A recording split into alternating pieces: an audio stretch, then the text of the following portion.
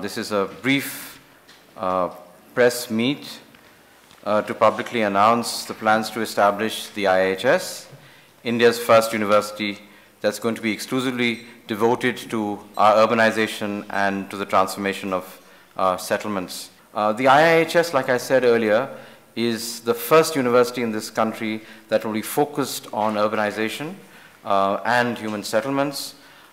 We are deeply committed to a policy of inclusion and providing equality of educational opportunity.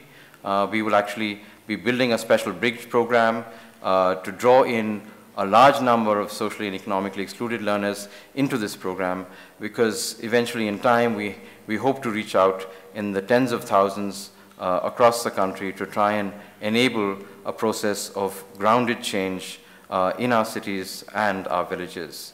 One of the interesting things that we have been wrestling with in the last week is how to transact a multilingual curriculum.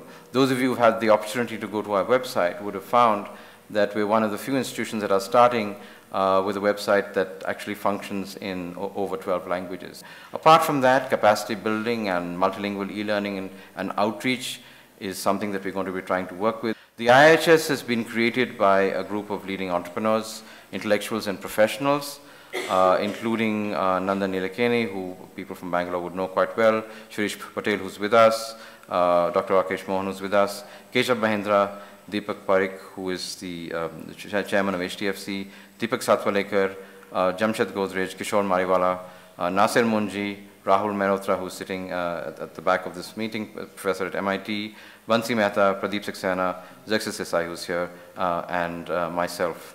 The IIHS is designed as an innovative national institution that will scale its operations to meet the country's needs for these well-trained professionals.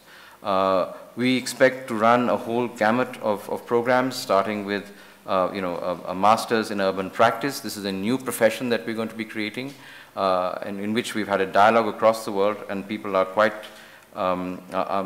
surprised and in some ways inspired that we will create a profession that is focused on practice, because that is precisely what India needs today. So we will hopefully start with our 2 years MUP in about a year and a half's time, followed by a bachelor's for urban practice, the BUP program, a doctoral and applied research program. All of these will be tied in through multilingual processes. The academic program, as I said, is expected to commence in 2001, with the advisory and education programs getting off to an earlier start in 2010. We're going to be trying to bring together one of the largest interdisciplinary faculties in this country, about 100 people, who will be recruited both domestically and internationally. We've had a very intense discussion. The learners or students coming out from the IIHS are expected to find employment in a whole range of different enterprises as India grows and transforms itself over the next 20 to 30 years. Obviously in the private sector, in the urban and infrastructure development, real estate, housing, finance, and consultancies, etc. So I'll close there, and I'll ask Shirish Patel, Rakesh Mohan, and other members of the panel to sort of respond to you and make their comments. So Shirish. When you're saying in discussions with the state government, to what extent is it? Is it only for procuring the land? As an institute, I think procuring the land is just part of what we want to do.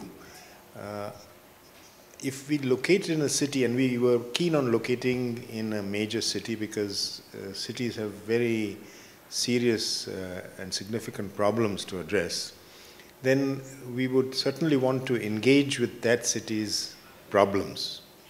You said about multilingual curriculum. Explain something about that, and also what about faculty if it is a multilingual curriculum? A very good question. We hope that our undergraduate program will be significantly delivered in at least 2 languages.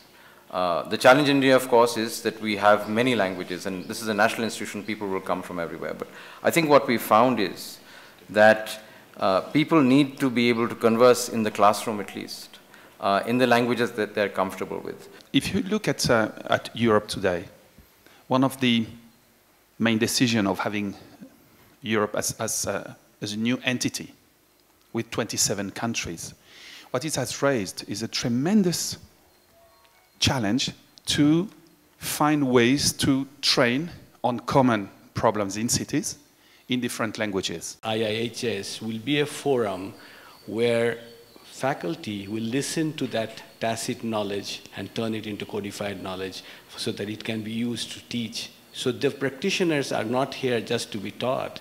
They are to be brought here as resources, as knowledge from the field that should be turned into conceptual material for teaching. What is new about the IIHS, which is challenging and quite important, is precisely the master in urban practice.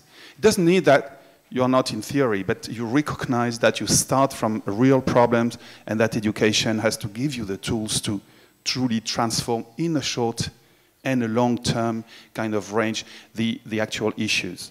We have to have cities that actually use resources much more efficiently where food is supplied locally.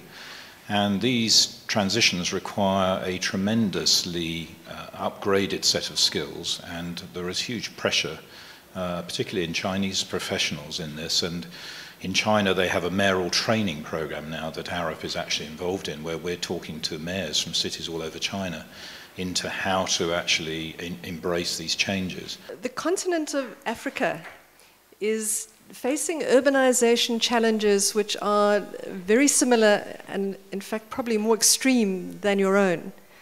So we as well are looking over the next 20, 30 years at massive urbanization, often taking place without the necessary economic development, which is going to mean jobs and services for people moving into cities. And then in the same way as here, we have a problem with very few appropriately trained urban practitioners who are going to need to know how to deal with this problem. To achieve this, in terms of not overselling now.